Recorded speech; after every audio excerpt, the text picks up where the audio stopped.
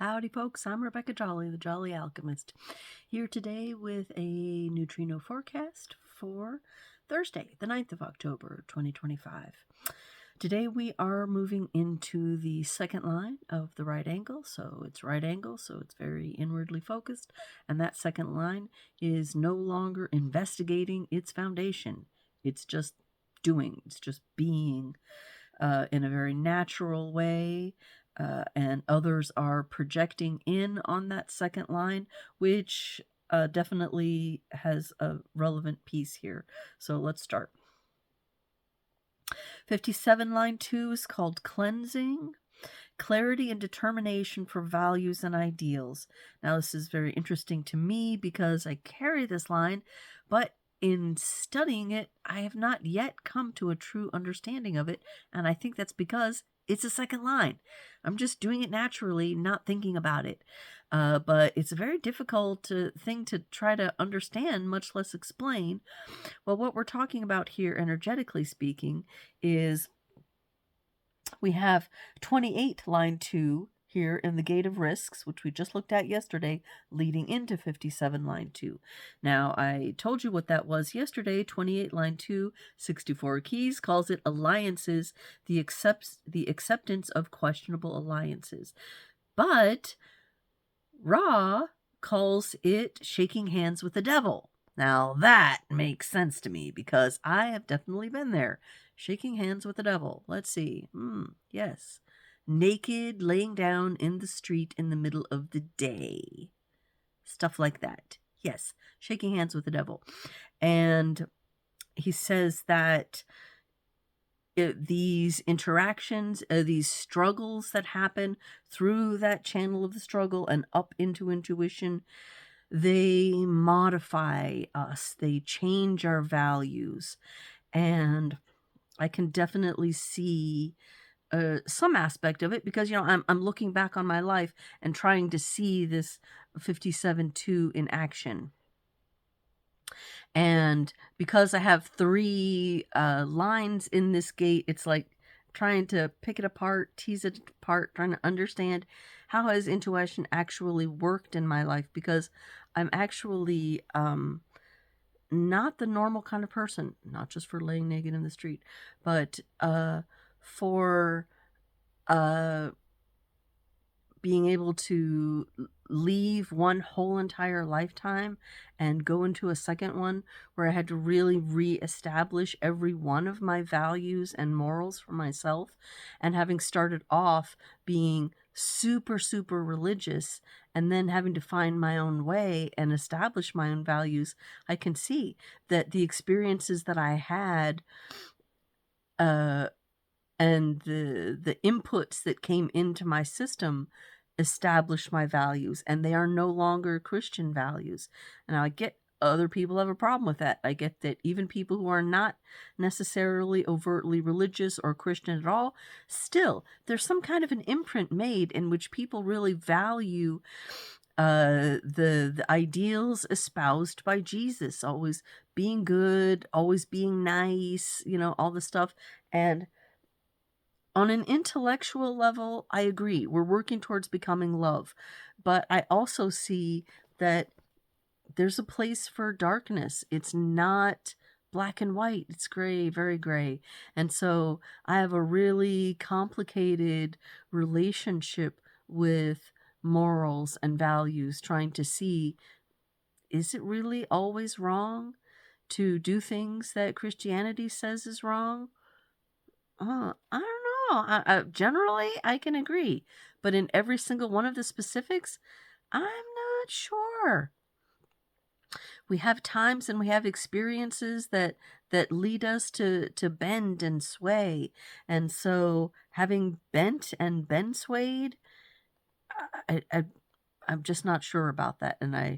And it's not that I fear them, but I'm leery of people who are so unapologetically on the side of the white that they can't see any black.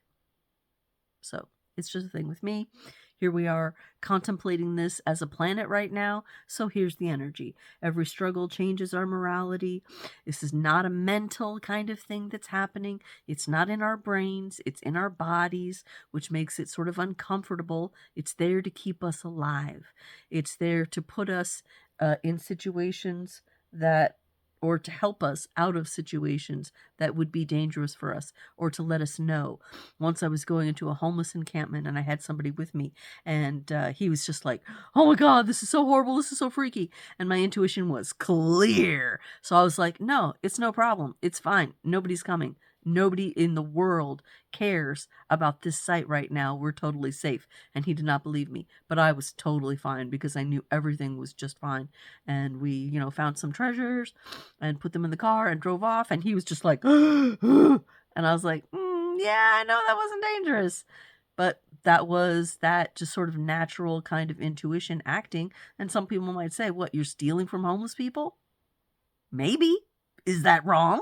Because everything that was in there had been stolen from somebody else. So like I said, it changes your values some.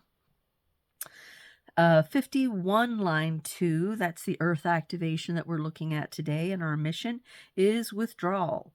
Now, we talked about withdrawal some in line 1 yesterday, because after these big shocks, then that person is going to tend towards withdrawal. So really in this second line, withdrawal is what that person is mainly doing.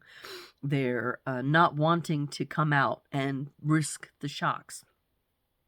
And this gives them, Ross says, a reputation for being cowards, for being very cowardly, because they have the willpower, and people see that they have the willpower to come out. But even with the willpower, they're like, yeah, but I don't really see why I should. And so then they can have these problems. They can also have problems if they're drawn out to be brave and do something that does not work out well for them, because they shouldn't have been drawn out. They were fine in withdrawal, actually. I can see this turning out in a situation of like war, where somebody's really forced out of their main line of being, and so then they just go kamikaze, and of course they die. And it's not always, he says these are unlikely heroes, people that you're not going to think of that way, but if they come out at the right time, they can do something. They can handle that shock and be able to be a person of interest. Speaking of people of interest, people who carry this right angle of penetration, very interesting. We have Henry Cavendish, Bella Hadid, Luciano Pavarotti, interesting. Simon Sinek, Giuseppe Verdi, Sigourney Weaver, and John Lennon. So we can definitely see in John Lennon, for sure, his intuition and his ability to withstand shock really activating in him, as well as the energy for new beginnings and ambition to rise up. So, all right, there's a pretty good example for us. And while I'm at it, I might as well talk about the tie. I had a really hard time picking this because penetration, it's a really esoteric kind of concept. What's really happening in penetration, where we have this sort of meeting of intuition and courage and ambition and new beginnings, a real sort of clash of energies. So this is what I came up with. Here, I'll show it to you, because it doesn't show up all that well in the details there, but this tie really stood out to me. You see the gentle happening below it, where we have this sort of gradual shift from icy into what looks here like black, but is really a very dark navy blue.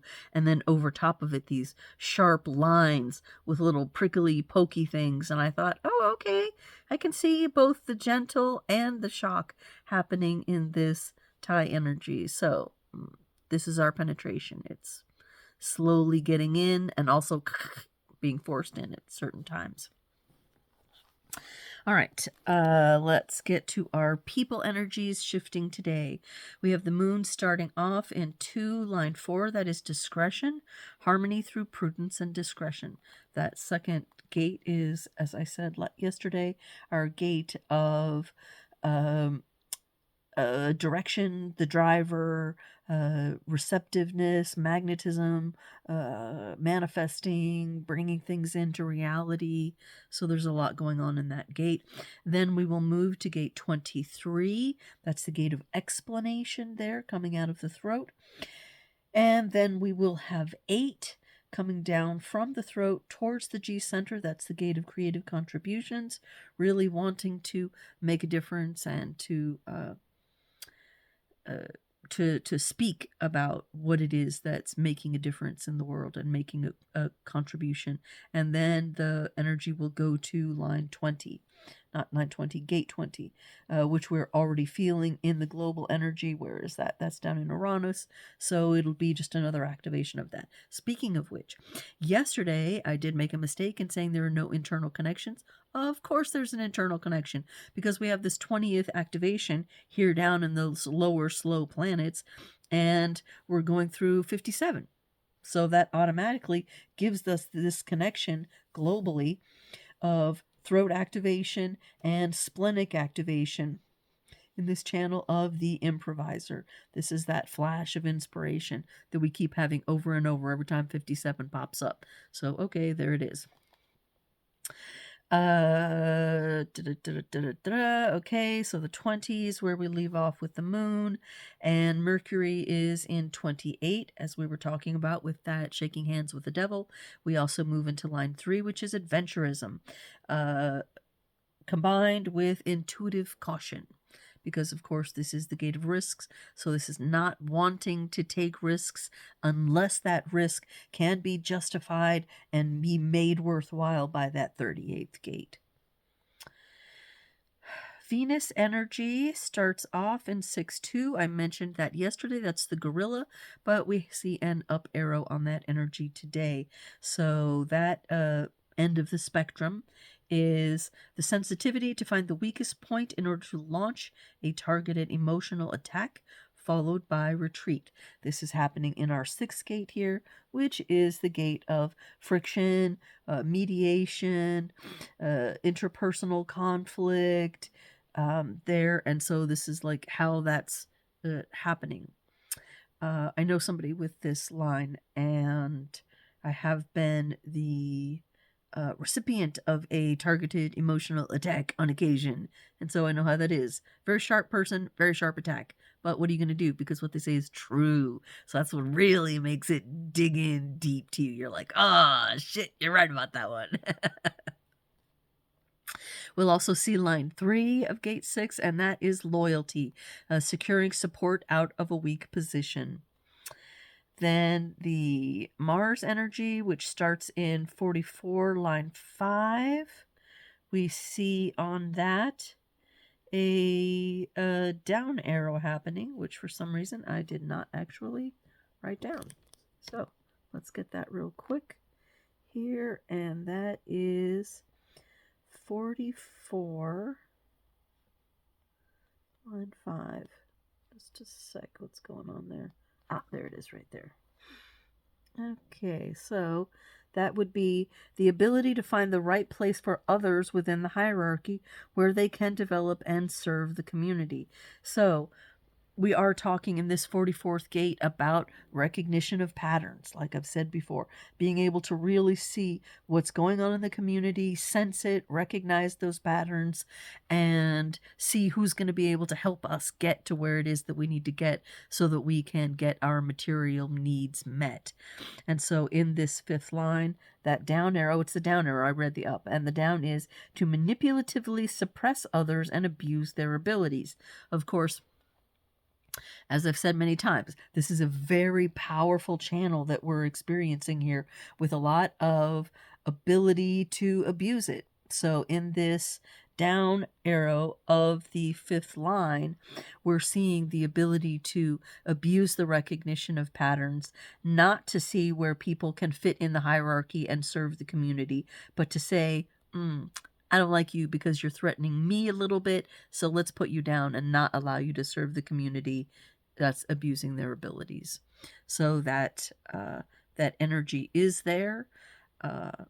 Of course, it is one of our people energies, so it's something that we'll be feeling more through the people that we see and meet rather than directly through the transit energy itself. But see what you see. And also, I have to say, if you ever catch me making a mistake, by all means, point it out. I have no problem with that. I'm perfectly familiar with mistakes being made, and there's an awful lot of details channeling through these transits every day, so I do sometimes make a mistake, and I have no problem with you saying, excuse me, I thought you said... doot, doot, doot, doot, doot." Yes, actually, I'm totally willing to handle that. All right, so we've looked at our people, we've talked about the tie. We have the song. So, this is an intuitive choice since we are talking about intuition here, and I didn't really think about it that much. It's one of those songs where they're featuring some person speaking and then they're making a song over it. It's called Life Has Value by Chill Bump. And I got the sense out of it, this whole thing that I'm really struggling with in this second line of the 57th gate of cleansing, clarity and determination for values and ideals. I thought it meant like if I was really like looking at myself and trying to become better and scraping the bad parts out of me, that would make my intuition better. But I don't think it actually is. I really like this concept of having shaken hands with the devil and having learned something from that experience. It's not like I'm a devil worshiper or anything, but I definitely see some darkness and some use to the darkness, actually. It is, after all, the yin to the yang, right? We have this and that. And anytime we find ourselves too terribly focused on one end of a spectrum, me seeing that it's a dualistic universe, I have to ask, isn't there some kind of value to the other side? Even when we achieve this new level of existence that's coming for us, where people are much more, self-involved and individual and being courageous and handling shocks and being intuitive in the future, everything I've heard makes it clear that not everybody is going to be living in a paradisiacal glory. We're always going to have people who are broken. We're always going to have criminals. And I think there's some value in understanding the criminal mind and where it comes from. So anyway, I've talked enough about that. Come back tomorrow. We'll look at line 3, experimenting with intuition, and what kinds of shocks are up for that. So come back. We'll talk about it tomorrow. Ciao.